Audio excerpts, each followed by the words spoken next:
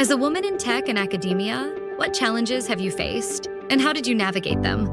So first I wanted to say that I started off as being part of a math community. So there are even fewer women than in tech. And the challenges when it comes to actually the technical part or research as such is common to both, regardless of the gender. But what really is an added challenge is that I have at least felt through the journey is, fighting with the societal stigma of time, maintaining with whatever the society demands from your cycle and things like that. You have to settle down and have a concrete path soon in life. So that kind of a pressure adds to you, and you have to kind of deal with it parallelly as you do your academic research. And more so than that, I think a lot of self-confidence issues.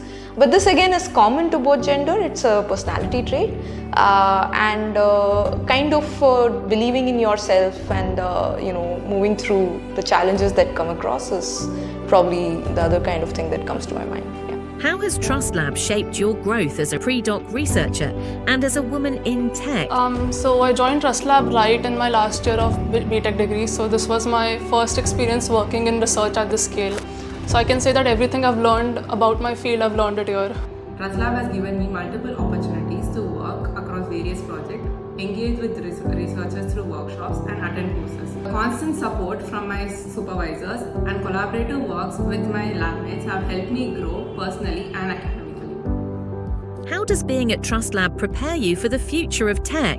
Trust Lab has provided me with a focused environment where I can work on my research problem with full concentration, and this has helped me a lot to find solution for my work, and it also provides us with peers who are working in different set of research problems, and because of this I have learned a lot of different set of skills from different kind of research area. Be challenging and competitive. Have you faced biases, and how have you overcome them? The only bias that I can say I have faced has been about the first impression.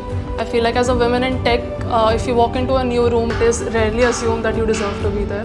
Yes, tech can be both challenging and competitive at the same time.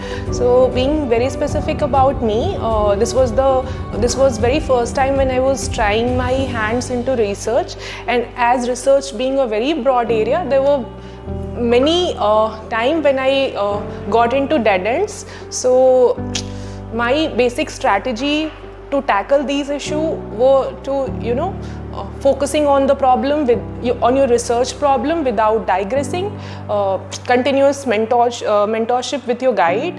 Also collaborating with right people was the key, which I would suggest to anyone if they want to move ahead with their research. Cybersecurity and privacy shape the digital world. How can more women be part of this transformation? So I think one of the beautiful things about this domain of cryptography, especially which I work in, is that I think there are women role models. So starting with Shafi Goldwasser, who's like one of the pioneers and founders of the field, having women role models really makes a difference. So, and as we see in the field, there are more and more women who come into working in crypto with mentors as well as role models looking up to it. So that's already a good start.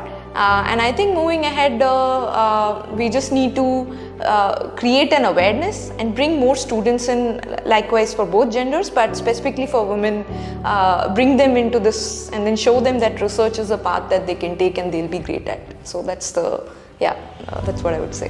What role does tech plays in your research? Research actually requires a whole lot of technical skills.